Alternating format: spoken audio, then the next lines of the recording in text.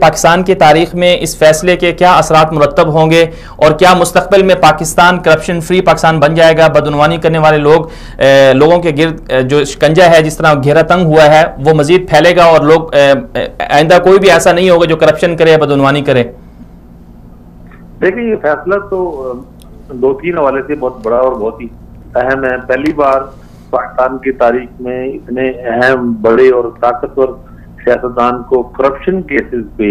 باقاعدہ سزا ہوئی ہے، غیر سزا بڑی اور سخت سزا ہوئی ہے۔ اور یہ نواز شریف صاحب جو ایک بڑے اور بہت ہی طاقتور پولیٹیشین تو ہیں ہی، ان کا مطلب ایک پورا ایک نیٹ ورک آپ کہہ سکتے ہیں، ان کو تعلقات کا، رسوخ کا، انتظامیہ میں بھی، ماضی میں ہم دیکھتے ہیں جوڈیشری میں بھی، اور اس وقت آرمی بھی، عسکری حلقوں میں بھی ان کے تعلقات، بیوروکریسی میں، ہر جگہ جا کے، اور غیر پولیٹیکل روٹس بھی ہیں لوکل باڈیز میں، اسمبلیوں میں، تو وہ ایک پورا ایک طاقت کا آلہ ہے پورا۔ تو ان کے خلاف ایک اس قسم کا کیس کا سزا ہونا ایک بہت ہی اہم ہے، اور یہ بھی ثابت ہوتا ہے دوسرے لوگوں کے لیے کہ آپ اگر وزیر اعظم بھی ملک کے بن جائیں اور اتنی بڑی پارٹی کے بھی آپ سربراہ ہوں تب بھی آپ بچ نہیں سکیں گے۔ اس حوالے سے تو جوڈیشری کی بھی ایک اس کی مضبوطی، اس کی اتھارٹی ایک اسٹیبلش ہوئی ہے۔ تو ساتھ یہ بھی کہ اور یہ بھی میں سمجھتا ہوں اس میں عبرت کا پہلو یہ نکلتا ہے کہ آپ نے اگر اس قسم کے جرائم میں آپ اگر انوالو ہوئے ہوں، اگر وہ ماضی میں بھی ہوئے ہوں، تو 20 سال بعد بھی یہ آپ کو پیچھا کرتے ہیں، آپ کو کرتے ہیں، اور آپ کو اس کی جو کانسیکوینسز ہیں، اس کے جو اثرات ہیں، اس کو بھگتنے پڑتے ہیں۔ تو یہ ایک میرے خیال میں جو آپ اگر نوجوان پولیٹیشین آج سیاست کر رہے ہیں، اس پر سالوں کر رہی ہے یا مستقبل میں آئے گا، اس کو اگر وہ چاہے تو چیزوں سے ٹھیک کر ان غلطیوں سے بچ سکتا ہے جن کا نواز شریف صاحب نے کیا۔ جی عامر صاحب، کچھ لوگ یہ اعتراض کر رہے ہیں، کچھ لوگ یہ کہہ رہے ہیں کہ اس سے صرف یہ میاں نواز شریف کے گرد ان کو ہی پکڑا گیا ہے، باقی بھی تو بہت سارے کرپشن کرنے والے لوگ ہیں، ان کو کیوں نہیں پکڑا جا رہا؟ تو یہ زیادتی ہوئی ہے نواز شریف کے ساتھ۔ اس حوالے سے آپ کیا کہیں گے کہ جو باقی کرپشن والے لوگ ہیں پیناما میں جن کا نام بھی آیا، ان کے خلاف کون کارروائی کر سکتا ہے اور کن کی ذمہ داری بنتی ہے؟ دیکھیں میں تو ایسا نہیں ہے کہ یہ معاملہ کام ختم ہو گیا ہے، کام تو بھی آغاز ہوا ہے، لیکن آپ دیکھیں نا جب پیناما کیس آیا ہے تو یہ نواز شریف صاحب پاکستان کے وزیر اعظم تھے، یعنی وہ ایک اور چیف ایگزیکٹو بالکل، اور ایک اس کے حوالے سے وہ نمبر 1 ملک میں پرسنالٹی تھے۔ تو ایک اصولی طور پہ لاجیکلی کامن سینس کے اعتبار سے بھی جو جب بھی اس قسم کا جب الزام جو سب سے بڑی پوزیشن میں ہوتا ہے، جو نمبر 1 پہ ہوتا ہے، ٹاپ پر ہوتا ہے، اس سے پہلے ہی انتخاب کا اور ان سب چیزوں کا آغاز ہونا چاہیے نا، لاجیکلی ہوتا ہے۔ اگر آپ پہلے نمبر کے جو بڑے جو ٹاپ پہ جو لوگ بندہ بیٹھا ہے اس کو چھوڑ کے اگر نیچے سے شروع کرتے ہیں 10ویں 12ویں 14ویں یا 100ویں نمبر سے شروع کریں تو جی جو سب سے طاقتور لوگوں کو چھوڑ کے نیچے سے کر رہے ہیں۔ تو میں سمجھتا ہوں کہ ان سے آپ دیکھیں پیناما کیس میں کوئی بھی ملک کا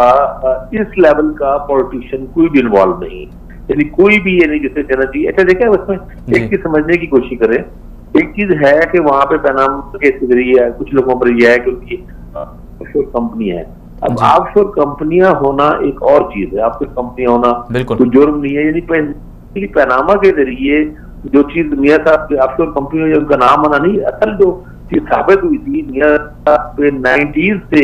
الزامات لگ رہے تھے لندن فلیٹ سے، 93 میں خریدے گئے ہیں، 96 میں 97 میں اور مشرف دور میں بھی، اور کتابیں چھپی ہیں، ایون ویسٹرن رائٹر کی کتابیں چھپی ہیں ان کے جی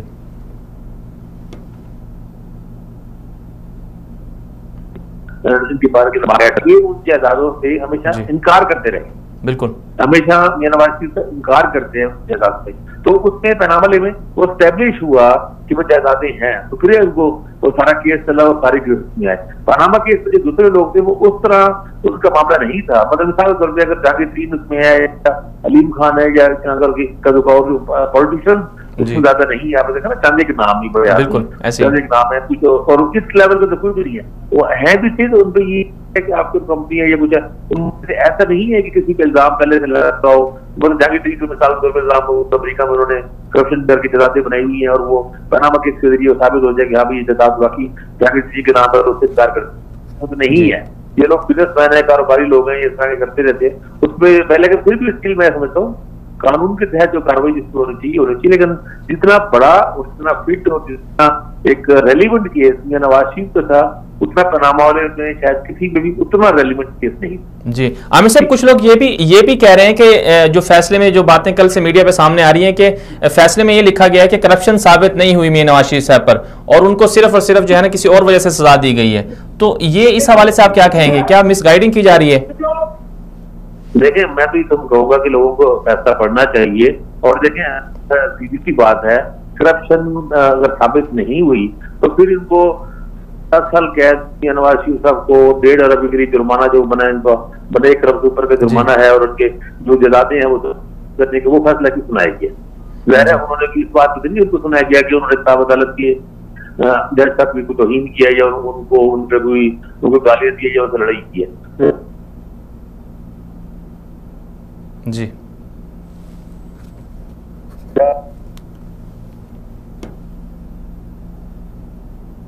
जी करप्शन पे ही साबित हो जाए। मतलब मिसाल के तौर पर एक आपको याद होगा, एक मशहूर सहाफी भी केबीके के थे, जिनपे एक अखबार के एडिटर थे, उनके मनशियात से इल्जाम था। किसी की गाड़ी में अगर मनशियात से भरी डिग्गी हुई गाड़ी में मनशियात भरी हुई है तो उसपे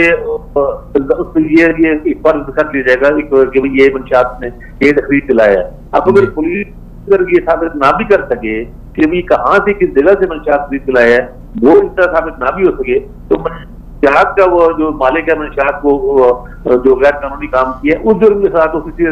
सजा होती। अब इस मामले में ये है कि इनके जो फ्लैट्स हैं, जायदाद हैं, ये साबित नहीं कर सके कि इन्होंने के मियां नवाज शरीफ साहब ये साबित नहीं कर सके कि मैंने कानूनी तरीकों के साथ या मेरे अपने वो जो एक मिल है वो भी गलत निकली, जाली निकली, और ये साबित नहीं कर सके कि मेरे पास जो मैंने कहाँ से ली है लीगल तरीकों से, इतने वसाइल से ज्यादा की वो जायदाद साबित हुई है जिस खिलाफ इनको सजा सुनाई है। ये बात बहरे नैब साबित नहीं कर सकी कि मियां साहब ने जो पैसे लिए थे वो कहाँ से, वो उन्होंने मोटरवे से किकबैक लिए थे, किसी और से लिए थे, और उसको साबित करने की जरूरत ही नहीं है। यानी ये बातें तो ज़ाहिर है उस तरह साबित करना मुश्किल होती है ना, इसीलिए ही ये नैब कानून और हिसाब के कानून बनाए गए हैं। और व्हाइट कॉलर क्राइम में इसलिए बनाए गए हैं कि किसी का जो बंदा होता है वो करप्शन करते हुए है, ये तो ख्याल करते, ये तो नहीं करेगा ना कि वो वीडियो के सामने बैठ के टीवी कैमरों के सामने रिश्वत लेगा, नोट लेगा, पकड़े जाएगा। लेकिन इसीलिए व्हाइट कॉलर क्राइम में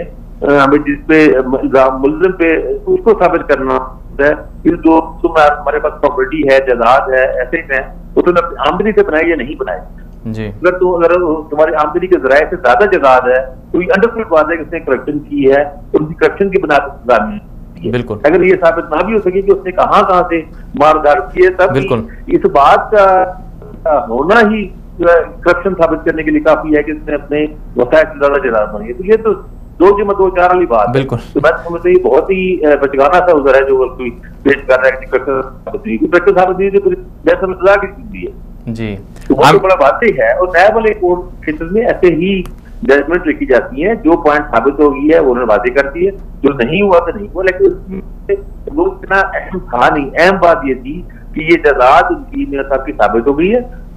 और उस जायदाद जो अपने आमदनी, अपने वसाइल जो है वो उससे ये साबित नहीं कर सके कि हमने ये जायदाद खरीदी है, तो उससे ज्यादा है वो जो मीन्स है बीच में वो सारे को साबित हुआ, तो वहां पर ये फंसे हैं और उसी पे सजा हुई है। और ये पनामा केस का एक फितरी इख्तिताम है, नतीजा है। लेकिन ना पनामा केस आया था, लोग कहते हैं ऐसा मसला तो हुई नहीं है, इनको एक इख्तिताम भी इनको हल करके और नून लीग जी उसको अपने बेटे से आप इनको हेल्प किया, सजाएं तो मिली नहीं उनको। तो उस वक्त हम लोग यही समझाते थे भाई सजाएं तो देनी है, इंसाफ अदालत ने, ट्रायल कोर्ट ने देनी है, सजा सुप्रीम कोर्ट ने नहीं देनी थी। उन जो इल्जाम थे वो ट्रायल के कोर्ट से गई और ट्रायल कोर्ट से सजा मिल गई है। तो जो एक प्रोसेस ऑफ प्रोसीजर, जो एक लॉ का प्रोसीजर है कानून का, उसके मुताबिक ही वो ऐसा रहती है। जी आमिर साहब, आपका बहुत शुक्रिया।